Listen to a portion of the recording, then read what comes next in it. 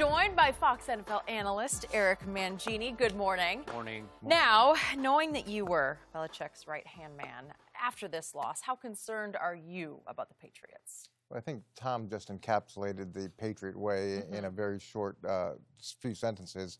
You don't get too high, you don't get too low, and even when things are good, they're not really good, and there's issues. And you look at last game, and it wasn't consistent with the way that they do things. To have the encroachment penalty on the fourth down, which sets up the touchdown, then you've got Edelman's fumble, and then you got Tom Brady's interception, which really is completely uncharacteristic because he just kind of threw it up there, and to be out to lose the emotional game early in that as well. That all those things are not in line with the way that they do business.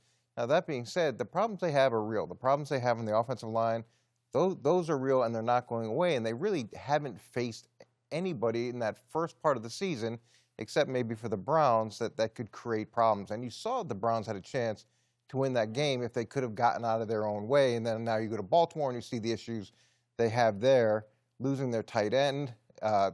Gronkowski's one component of that, but then you lose Mike Devlin, the tight end / fullback, not having a consistent kicker. Tom's ability under pressure this year has been down substantially in terms of completion percentage. They're running the ball for almost a yard less than they historically have. They're going to struggle, and there's going to be a lot of hurdles for them to overcome, especially over the next 4 or 5 weeks where they've got really challenging opponents, totally different than what they saw in the early part of the season. And this team is going to have to evolve like they traditionally do to fix the problem, and not fix the problem, but to continue to disguise the problems that they inherently have. Well, I was always concerned because I don't think the offense has played, with the exception, Skip, of the first game, Pittsburgh. I don't think the offense has really played particularly well. The defense has been outstanding, but my question was always, E-Man, who have they played? They played very marginal quarterbacks, and they've taken full advantage of that. I think the thing that will concern Coach Belichick, even though they gave up 7 yards a carry against Cleveland, he was like, we was more concerned about the passing game. And so you hitting us up at the end of the game, you're running draws and things of that nature. The Ravens rushed for 210 yards when you know that's what the Ravens want to do. So that's what's going to be most upsetting with him. He prides himself. He loves, and you know this, Coach, he loves big linebackers. You play two gap because you want to shut down the run. And they ran whenever they want to. They got as many yards as they wanted to. And this is what's going to be concerning to him. He likes guys that can set the edge. Well, when Lamar Jackson wanted to turn the edge, he got the edge. When whatever Mark Ingram, whatever he wanted, he got. That's what's going to be upsetting with him. And like you said, they got some teams that can pose this defense some problems moving forward. The Cowboys, because they can run it and they can throw it. The Eagles, it will be a problem for them when they come out this bye week. That's going to be a problem. So they have some teams that can exploit some of their weaknesses. And you have a team, the Cowboys, and the Eagles somewhat can get after you. Now, and I've told Skip this, Tom has not played as well as Tom would have liked to play. I think sometimes we get enamored with whether they're 8-0 or they're 7-0, and Tom Brady's the quarterback. But if you look at his play has been down from where it was the last several years. And there's no way to skirt that. And when you can't run it, Skip, it's kind of hard to hide your quarterback with some of the flaws that he has, especially in his later years. He's still Tom Brady. But when you can't run the football and you can't protect him, you're setting yourself up, you're asking for trouble.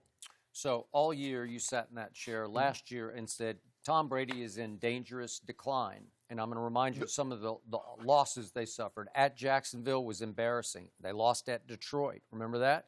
They blew the game in the end on the last play at Miami.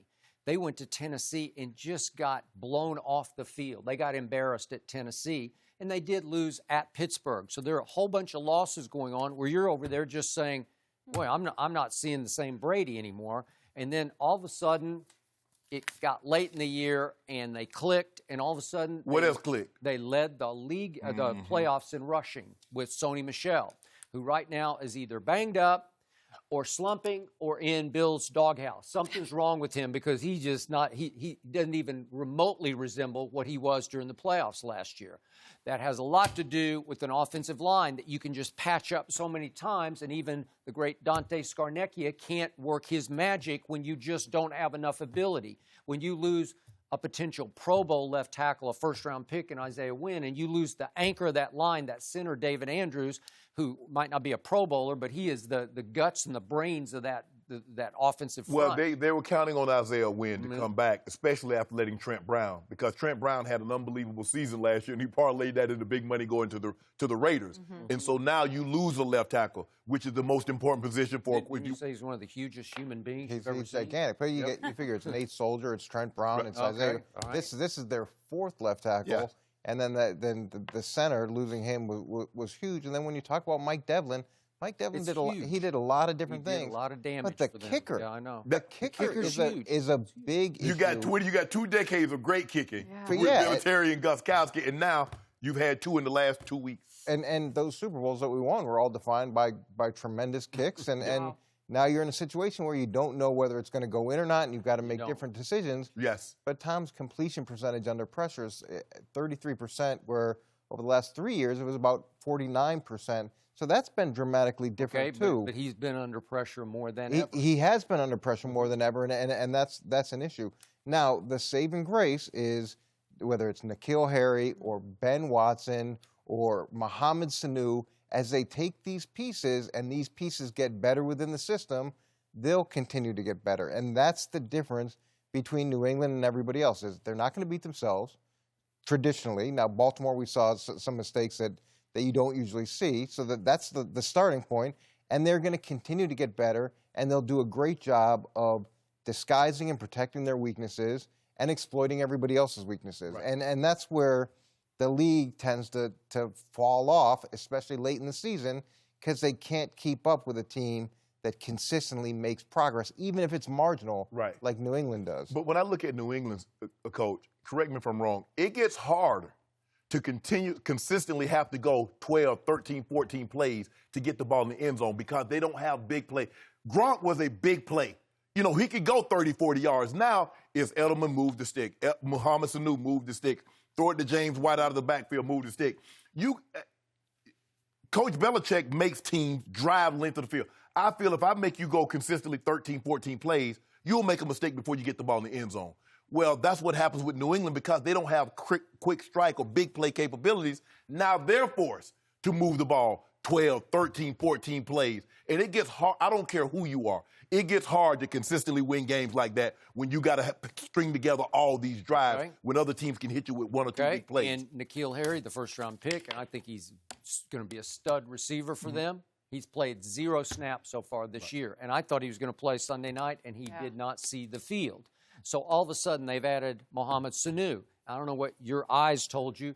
I didn't see separation burst from Sanu. But that's not what he is. Okay? Yeah, look, but he had 10 catches? He targeted him a bunch. So he had a ton of production. It won't matter whether he gets a separation. It'll just matter whether he's in the right spot consistently, which is something that he'll do. And it's the same thing with Julian Edelman. It's the same thing with Ben Watson. The people being in the right spot, Tom will make the right decision. And as long as you got people in those spots who can then execute on the ball that he throws, usually they're gonna be productive. And Sanu fits the formula so perfectly because he's a good guy, he's a hard worker, he's reliable, he's consistent, he's all those things that you want that typically is never available midway through the season. Thank you for watching. You can subscribe here to get the latest from the show, and be sure to check out more of the best clips from Undisputed, or go watch a few other segments from our other shows on FS1.